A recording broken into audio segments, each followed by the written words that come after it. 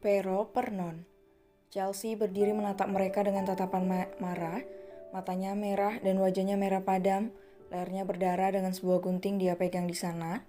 Napasnya naik turun, tangannya dia kepal erat-erat, menatap marah ke arah Nyonya Maya dan Monica. Perbuatan Chelsea tak lantas membuat Nyonya Maya tersentuh. Relung hatinya dia menatap datar pada putri kandungnya sendiri. Lepaskan itu, tegas Nyonya Monica. Tidak, lebih baik aku mati. Kalian semua jahat. Pekik gadis itu dengan air mata bercucuran membasahi pipinya. Tubuhnya gemetar, suaranya terdengar lirih. Sakit di tubuhnya tak sebanding dengan sakit di hatinya. Monica menatap Chelsea dengan tatapan mengejek.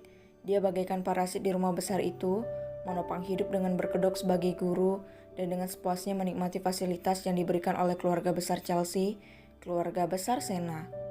Cak, apa anak tidak tahu diri ini tidak menurutimu lagi, Ma? Tukar seorang perempuan lainnya yang berpenampilan serba mewah, dengan aura glamor dan elegan, serta parfum yang begitu menenangkan. Vero, dia benar-benar membuat mama kesulitan urus si udik itu. Entah datang dari mana kau, tapi penampilanmu benar-benar berbeda dengan kedua kakakmu, bahkan kau kalah dengan sepupumu. Sungguh memalukan, ucap Nyonya Maya. Cak, Ma, aku sudah cantik begini masa ia disuruh mengurus si jelek ini? Yang ada dandananku rusak, Monica saja. Toh dia cuma menumpang di sini, iya kan Monica? Kau harus sadar posisi dong. Bahkan Chelsea lebih berhak di rumah ini dibandingkan dengan dirimu. Ketus Pero sambil melemparkan tatapan kejam pada Monica. Cak, aku tidak mau kak, aku sudah ada janji dengan Bibi Maya. Bukannya aku akan memberikan pijatan untuk Bibi hari ini. Goda Monica yang mulai memijat bau Nyonya Maya yang sudah rentah tapi masih bersikap seolah dia adalah anak muda. Jika tidak, mau suruh saja Vernon. Dia mengurus Chelsea, kurasa dia akan lebih tegas dibandingkan dengan kalian berdua. Ucap Nyonya Maya yang menikmati pijatan lembut dari Monica yang sangat pintar mencari muka. Ya di situ Monica enak sekali, ke kiri sedikit. Seloroh Nyonya Maya. Kalian mau apakan aku, ha? Tak cukup selama ini kalian mengasingkan aku. Saat ada perlunya kalian datang mencariku. Tapi saat lagi butuh yang namanya keluarga, kalian semua diam. Pekik Chelsea yang semakin menekan gunting itu ke lehernya. Mata Pero tak henti-hentinya melirik gunting besar yang dipegang Chelsea. Sejujurnya ada sedikit rasa takut dan kasihan di hati Pero, tetapi kedua orang tuanya sangat keras. Kalau sampai dia memihak Chelsea, dia bisa diusir dan semua fasilitasnya dicabut. Setelah lakukan itu, maka Monica mengeluarkan ponselnya menunjukkan sebuah foto di mana Chelsea bermain bersama Edward dan Emily kecil saat di rumah sakit. Mereka berdua kan jadi tumbalnya, ancam Monica. Seketika tubuh Chelsea runtuh, dia jatuh ke atas lantai saat melihat dua bocah kecil yang selalu menghiburnya di kala sedih dan selalu memanggilnya dengan sebutan Mom. Sungguh hangat. Jangan mereka, kau akan tahu akibatnya kalau kau sampai menyentuh mereka, Monica. Tegas Chelsea, dia membuang guntingnya dan duduk di atas lantai sambil menangis. Siapa mereka?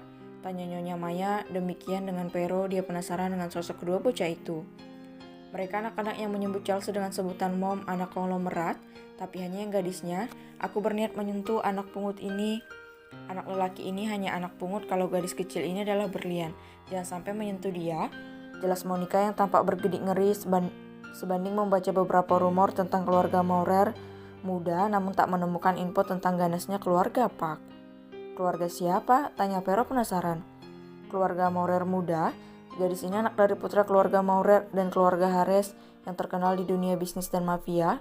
Jelas Monica. Apa? Pekik mereka berdua sambil menatap Monica dengan tatapan terkejut. Tak ada yang berani bermain-main dengan keluarga itu. Belum lagi keluarga Harris, keluarga mafia yang jaya dan terkenal pada masanya. Kenapa kalian seperti ini? Tanya Monica heran, pasalnya dia hanya tahu kulit luarnya saja. Tetapi bagi pebisnis seorang Nyonya Maya dan Vero, nama keluarga besar itu sama menyeramkannya dengan nama-nama lain, baik keluarga besar Park, keluarga besar Ken, Lee, dan keluarga konglomerat kelas jet set lainnya. Kalau tidak tahu apa-apa tentang mereka, Monica, sebaiknya tidak kau sentuh kedua bocah ini.